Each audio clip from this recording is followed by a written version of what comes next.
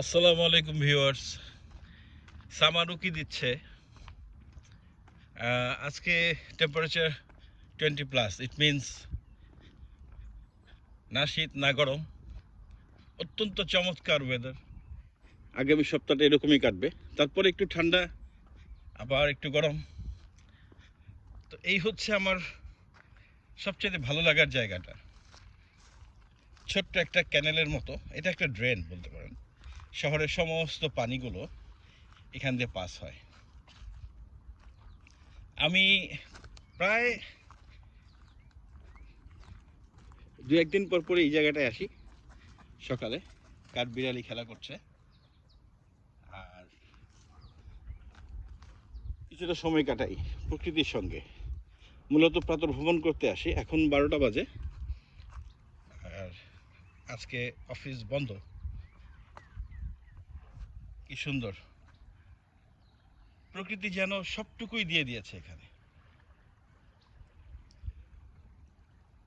আসলে এটা কিন্তু বনে বা জঙ্গলের মতো মনে হলেও অ্যাকচুয়ালি এটা একটা পার্ক। মাঝখান দিয়ে ক্যানেল, এই ক্যানেল দিয়ে শহরের সমস্ত বৃষ্টির পানিগুলো চলে যায়। আর এই যে পানির যে শব্দটা, কলকল শব্দ, আমি অনেকক্ষণ বসে থাকি এখানে, খুব ভালো লাগে। আমি আপনাদের সঙ্গে শেয়ার করি কানাডার সৌন্দর্যটা। হ্যাঁ, আমাদের স্ট্রাগল করতে হয়, কাজ তো করতেই হবে, তবে পরিবেশের যে একটা সংরক্ষণ, এটা অপূর্ব। সভ্য দেশ, অনেক দিন ধরে সভ্য হয়েছে। কিছু ক্রাইম থাকে যদিও, কিন্তু নিয়ম শৃঙ্খলার কোনো অবমাননা নেই। কেউ ইচ্ছে করলে এই গাছ কেটে নিয়ে যেতে পারবে না, পরিবেশ দূষণ করতে পারবে না। নিয়মিত মিউনিসিপ্যালিটির লোকজন এই পার্কটাকে পরিষ্কার পরিচ্ছন্ন করে। এই জিনিসগুলোই যেন ক্যানাডায় থাকা সার্থকতা বয়ে নিয়ে আসে।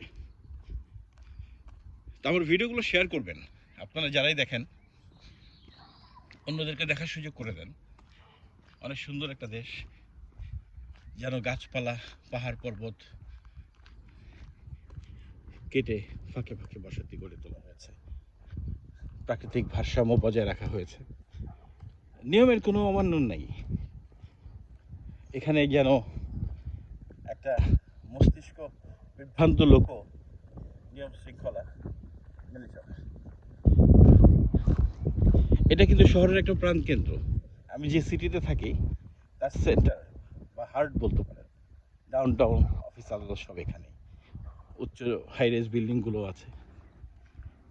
তো আপাতত এইটুকুই এই ভিডিওতে। আবার দেখা হবে অন্য কোনো জায়গায়। ভালো থাকবেন।